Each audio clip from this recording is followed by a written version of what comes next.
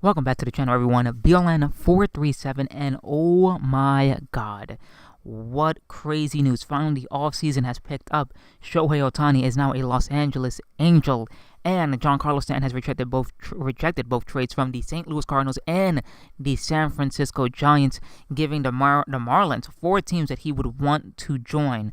We're going to talk about that in a moment, but before we do, guys, if you guys like this video, make sure to leave a like down below when it is over. Comment, let me know what you guys think about Shohei Ohtani as an Angel. You guys excited about it? Do you guys think he is going to make a huge impact? I'm going to go over his repertoire and a couple of other things in this video. I'm also going to give you guys some things that I think are a little bit of a concern for him going forward as he goes into the big leagues. And we're going to talk about Giancarlo Stanton rejecting trade offers to the San Francisco Giants and St. Louis Cardinals and the four teams that have a shot at him, and which out of those four teams do I believe have a legitimate shot at getting Giancarlo Stanton. Now, before we get into that, like I said, let's talk about Shohei Ohtani. Shohei Ohtani, man, wow. Just wow. What a crazy just roller coaster this has been. I mean, just last week, Shohei Ohtani, or on Sunday, he announced that he had a list of 7 teams that he wanted to play for. He completely removed the Yankees, completely removed Boston, completely removed a lot of teams that were good teams that were set to win, set to give him the money and the playing time that he wanted as a hitter. And he completely just shocked the world here by going with the Los Angeles Angels of Anaheim. Now, I've been saying that the Los Angeles Angels have needed to make a move like this for the longest. They needed pitching. They finally got a pitcher. It doesn't help their bullpen. They still need a bullpen. They still need guys around him that can pitch. Garrett Richards is still a question mark because Garrett Richards has not really been healthy the past 2 seasons. And he adds some type of stability. He adds some type of star power, though he has not pitched in the States yet. He's going to work out. I think he's not going to be any type of bust coming in from Japan. Most pitchers that have come from Japan have been decent. I mean, look at Nomo. Daisuke was decent for a few years.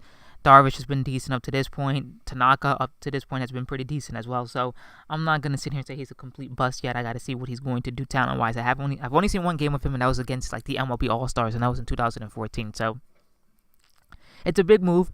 It helps the Angels become a legitimate wildcard threat, because I legitimately think that if the Angels or Seattle did not get Ohtani and he ended up going into the National League, especially the Giants, that you were going to have the same situation that we had this year, where I believe 2 American League East teams were going to win the wildcard spot. And well, 2 American League East teams didn't win the wildcard spot. The Yankees won the wildcard spot, and then the Twins won the wildcard spot. But I legitimately think that the Blue Jays have a legitimate shot at getting into the wildcard with a healthy Donaldson, Justin Smoke, and a whole bunch of other guys that they currently have. It's like I said, it helps them with that. They definitely need a bullpen. He's going to be he's going to be a guy that pitches probably every 6 days. They're going to go with 6-man rotation. I don't think he's going to pitch every 5 days. He's going to be able to get that DH playing time, that hitting playing time that he needs. Now, do I think that that's going to last throughout the season? No. I think the Angels is a good spot for him to develop that talent of hitting. I'm not sold on him as a hitter. Everybody's sold on him being a hitter. People, herald him as the Babe Ruth of Japan. I'm not sold on him being a hitter just yet. I'm sold on him as a pitcher, but I'm not sold on him as a hitter. I don't think he has that legit power or that legit type of, hitting ability that people say he does, and it's going to translate to the major leagues. But we'll see. I mean, the Angels are going to give him a shot at doing so, and we'll see what he has. As for his repertoire as a pitcher, we all know about the good fastball, 95 to 100, even 102. Some people even say it doesn't even get below 95. It stays at 97 and above. And, that's just solid. But he's a 3-pitch pitcher, and there's 2 pitches that he has. One of them is a complete out pitch for him, and the other one is an out pitch for him, but it's not as good as the other one, which is the splitter. The splitter is his best pitch in the sense of after the fastball. It's his out pitch. He doesn't have a changeup, so the way that he gets people out and gets ground balls is with that splitter. He can throw it in the strike zone for strikes. He can get late movement on it and make it look like it's in the zone, but then it dips outside of the zone, almost like Tanaka, maybe even better than Tanaka and Hideo Nomo, who also had a splitter. It apparently reaches 89, maybe even 92 to 93 at sometimes. I mean, it's just a great pitch overall, and especially with a guy that doesn't have a changeup, that's going to be a huge pitch for him in the States. Now, the other pitch that he has is a slider, and it's 82 to 86 miles per hour, but it has great late movement. I say it's an Andrew Miller type slider from the right-handed side. I mean, that's just how great his slider is. Though it is a little inconsistent from here and there. When he tries to throw it for strikes, he could throw it to me, and when I've what I've seen from him, he's able to throw it to each corner, from left to right, for strikes. He's able to get guys to chase it out of the zone. It's just a great pitch for him. It has great movement. And the last pitch that he has, and it's an inconsistent pitch, is the curveball. He's going to have to work on that pitch, I think, in the major leagues. He definitely is going to need some type of curveball. Can he get away with a slider and a fastball? Yeah, he could get away with a slider, fastball, and a splitter combination, but it's always good to have that curveball in your back pocket to kind of just fool the hitter and just be like, you know what, we got you there. It's not going to happen that way. So overall, the repertoire is there. He's a top of the line starter. He might be the next big thing, since Clayton Kershaw, in the sense of how great he's going to be. But that remains to be seen. I mean, he has to obviously show it here. Now, the concerns that I have is that he does struggle with command a little bit. He does hit some hitters, and he does walk a good amount of guys. That is a glaring hole in his game. Even people and scouts in Japan say that that's a little bit of a hole in his game as a pitcher. He does struggle a bit with command at times. Obviously, that's going to have to be, defined and retooled and kind of just fixed here. Though he has the stuff to kind of, beat out that not locating it. Like, let's say he left a fastball down in the middle. It's not going to hurt him that much, especially since you're throwing 97, 98, 99, even 100 miles per hour. But he will have to learn how to locate his pitches. He can be a Justin Verlander, man. He really can. He can be a Justin Verlander that throws hard late in the game, has late movement in his pitches, has a nasty splitter that, even though Verlander doesn't have a splitter, have a nasty splitter like almost Tanaka, even better than Tanaka. I mean, overall, the upside there is huge. And even if the Angels do get him, and he does, well, the Angels do have him, even if the Angels, fail with this experiment, it's not going to hurt in the sense of they didn't pay that much money to get him. They got the 6 years of control if it does work out, and they can set their team up for the future. And to be honest with you, everybody keeps saying, oh, well, he joined a team that, has a star, and he said he didn't want to, be with a team that had an established star. No, that's not true. He said he didn't want to be a part of a team that had a star that was already established as a Japanese player. He didn't want to be on the same team with a Darvish, a Tanaka, or whoever. He wanted to be a part of a team, but as long as he was the lone Japanese star, because he wants to be able to have that market where people can watch him and do what he, and do the things that he wants to do. That's what he ended up doing. Now, some people are like, oh, well, he said he didn't care about the money. Well, I mean, it's not about caring about the money.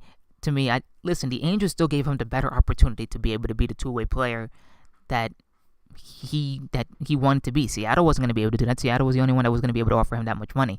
And Seattle already had Nelson Cruz as their DH. I mean, you weren't going to take Nelly Cruz out of the DH spot just to have Shohei Ohtani hit for you. So I think that was the best spot for him. And then if the Giants were in on Stanton, and Stanton, I'll get to him in a minute, was going to come, where was Shohei Ohtani going to play? First base? Because I don't see him playing in the outfield. I think when Stanton plays in right field, you're going to see Pence in left. But obviously, we'll get to Giancarlo Stanton in a minute. But that was my thought process when it was going on before Giancarlo's decision. Now, like I said, once again, great move. I think the Angels got a steal here. This is what they needed. This is an exciting moment for the Los Angeles Angels of Anaheim fans. Rejoice. You guys have something to be excited about. Something that, quite honestly, has... To me, it's been a long time coming. I mean, the last time you could legitimately say that the Angels were this exciting and people were excited to see the Angels was when Josh Hamilton, Albert Pujols, and C.J. Wilson all were on the same team, and we all thought that they were going to be a superpower team and they were going to be able to run away with the West, but that just didn't happen. So let's get into Giancarlo Stanton. Giancarlo Stanton is now officially saying that he is not going to join the St. Louis Cardinals and he's not going to join the San Francisco Giants. This hurts the Giants because the Giants had pretty much waited to see what Giancarlo Stanton was going to do. Everything was revolving around if they could get Giancarlo Stanton. The Giants were willing to pay the money. The Giants were willing to do everything that Giancarlo Stanton pretty much need. Well, not Giancarlo Stanton, but what the Marlins would have wanted for Giancarlo Stanton to get there. Same thing with the Cardinals. Now, two reasons why he didn't join the Giants, in my opinion.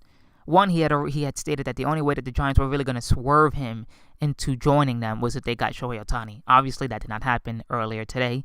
And obviously, news broke a couple of hours later after Ohtani made his decision that Stanton was no longer going to be interested in the San Francisco Giants. And as you can see, he said no to the St. Louis Cardinals first because he knew that the St. Louis Cardinals didn't have a shot at Ohtani, and he still didn't believe that the Cardinals had a shot to win later on down the road. He felt that their team is still not set to take on the Dodgers, set on to take on the Cubs. He felt that if, he was going to join a team, it had to be those two teams in the National League. And both of those teams, at this point, didn't know if they were going to be able to pursue him at this point. And like I said, with Ohtani not joining them, it hurt the Giants a lot. Now, the second reason why is because he does care about winning. Some people were like, oh, well, he wants to join the Dodgers because that's home. Yeah, and San Francisco is technically close to home. That's true. But home isn't a priority for Giancarlo Stanton. If you look at the 3 out of the 4 teams that he mentioned, the Dodgers are in there, yes, but the Yankees are an East Coast team. Houston is not, even though they're not that far away from LA, they're still in the central part of America. Same thing with the Cubs. So clearly, to me, his whole preference of wanting to be home isn't that big of a deal. If you notice, the 4 teams that are in are the 4 teams that were in the championship series in their respective leagues. The Yankees, obviously, and the Astros in the AL, Dodgers, Cubs, NL. So I'm not really sold on he wants to be home. I think if somebody makes a move for him and it's one of those teams, he's going to go. Now, the team that I think is completely out of Giancarlo Stanton is the Houston Astros. There's no way that the Astros can afford him financially, and even if they could afford him, they would be risking Altuve leaving, Correa, or Springer. Mostly Altuve, because Altuve would be the one that's a free agent in the upcoming, I believe, year or two. I think it's about another 2 years now he's a free agent, so there was no way that they were going to be able to pay Altuve. And even if they were to pay Altuve with Stanton, that means that George Springer and Carlos Correa would be gone, and Giancarlo Stanton would be there with Jose Altuve, and that's not enough to win as a champion. Now, if the Astros did get Giancarlo Stanton, let's just go on the if. Do I believe that they could repeat as World Series champions? Absolutely. Absolutely 100% positive. I don't doubt for a second that Giancarlo Stanton can't add to that already great Astros team and make that team better than what it already is, and possibly have them repeat with how great of a roster that is. Now, as for the teams that are in on him, I think all 3 teams, Dodgers, Yankees, Cubs, are all in on Giancarlo Stanton. There is no way that the Houston Astros are going to get him, but those 3 teams can. The Dodgers are going to have to be a little bit more flexible. They're going to have to find a way to make payroll. How they make payroll, I mean, they're going to have to dump some contracts. Maybe Adrian Gonzalez, maybe another guy maybe Puig as well. And then they have to give up a couple of young prospects, and I believe that would be Julio Urias, who we've seen before, and maybe a Walker Buehler. Other than that, that's the only way I can see them, getting Stanton. They have to dump a little bit of payroll with Agon's contract going to Miami, try to trade Puig, and then trade maybe 2 of their pitching prospects, because they don't really have any guys, to me, that they would want to give up offensively. As for the Cubs already have a plethora of young talent as well. You have Kyle Schwarber, who could be a guy that they trade along with an Ian Happ, or even some young pitchers or some young guys that they have in their farm system. I'm not too familiar with the Cubs farm system, but I know that they still have a decent farm system. It's not depleted. It's better than the Giants farm system was. Both teams have a better farm system than the Giants do right now, and they can make a move. Now, the team that actually can absolutely make this move, and I think are in a prime position if they want to make the move, are the New York Yankees. Now, me as a Yankee fan, am I super excited to see Giancarlo Stanton possibly come to New York? Yes and no. Yes, because obviously that would be a great 1-2 punch with him and Judge. I believe that Judge would bat in front of him and he would bat behind Judge. Then you possibly have Gary Sanchez batting behind him, and that's a great offense altogether. No, because I can see this being another A-Rod situation where you make this trade, you have him for this amount of years, and then you're stuck with a heavy contract and he doesn't produce later on down the road. Now, that's just my opinion. I don't think obviously that might not happen. But another reason why this move makes sense for the Yankees, other than the plethora of young talent that they can offer the Marlins, which I'll get to in a minute, is you have this new manager in Aaron Boone. He was announced on Friday. Then on Sunday, you were told that Ohtani was no longer going to be interested in you. He wasn't even going to grant you an interview. And now you have Giancarlo Stanton on your doorstep. It's a good move, because if you think about it, Aaron Boone, like I said, is a young manager. And he was hired on Friday, and then he found out Ohtani wasn't going to be with them, and now he found out that Giancarlo was going to be with them. And to make his job easier, Giancarlo Stanton does that.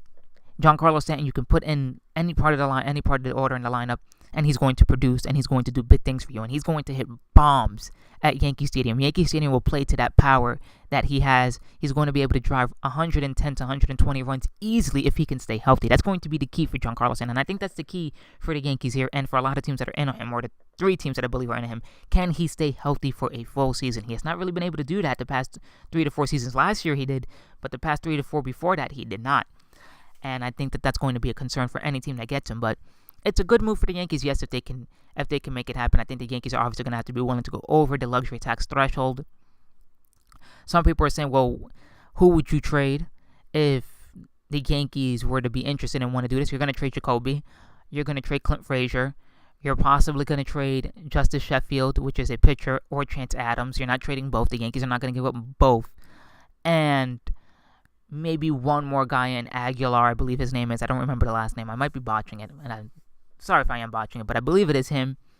And that's going to be your Hall of Prospects. And the Miami Marlins would have to eat up Jacoby Ellsbury's contract. But the Yankees being able to not only give the Marlins, the young plethora of prospects, it doesn't matter because you're getting 3 to 4 guys, 2 of them possibly offensive guys, and one of them being an offensive guy in Clint Frazier, the other one being a pitcher, and actually another offensive guy in Aguilar, and that's good. That's something to build around. Clint Frazier is going to be an absolute star in this league, I believe. I think Clint Frazier is the next big thing.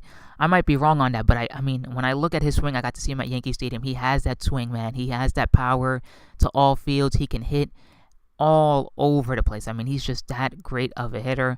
I think that if the Cardinals can get him, it's going to be a steal. It's going to hurt me because I would have loved to have seen Clint Frazier in the Yankee pinstripes, but it is what it is. I mean, if I'm the Yankees, I think I do need to make this move. I think this move opens up that window of 5 years to win a title to like 8 to 9 years because Giancarlo Stanton is still young, Judge is still young, Sanchez is young, Didi is young, Gleyber Torres is now coming in. He's young, and if Gleyber Torres is anything that people believe he's going to be, that's going to be another addition to that team.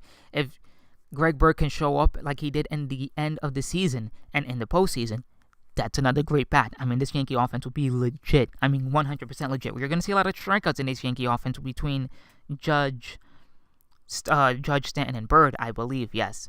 But it's going to be worth it because you're looking at a guy that's going to probably hit 35 to 40 home runs in Stanton, 35 to 40 home runs in Judge, 30 home runs in Gary Sanchez, and then 30 home runs in Greg Bird. And people believe that Torres has 25 to 30 home run power in New York. I mean, that you look at that. That's 30 home runs, and that's maybe 80 to 90 runs from each guy. That's a lineup that, man, it scares. It's going to scare a lot of people. I think the Yankees might start off slow, though, if they do get Giancarlo Stanton, and I think it's going to be a little rough. But we'll see, man. That's what I believe that's what I really believe, and that's my thoughts on Giancarlo Stanton. I'm just going to go over a quick little bit of moves that have gone on. Now, obviously, what started this Giancarlo thing was D. Gordon. D. Gordon is going to be going to Seattle. He was traded yesterday. My thoughts on that is, why are you going to play him in center field? If you wanted a center fielder, why didn't you go after Christian Yelich? I know you wanted a premier leadoff hitter, but that move scares me, man. You're asking D. Gordon to do something that's pretty hard to do within 4 to 5 months. I mean, you're telling this guy pretty much that he has to learn center field and learn it within 4 to 5 months because he's going to be the everyday center fielder for the Seattle Mariners. That's not easy.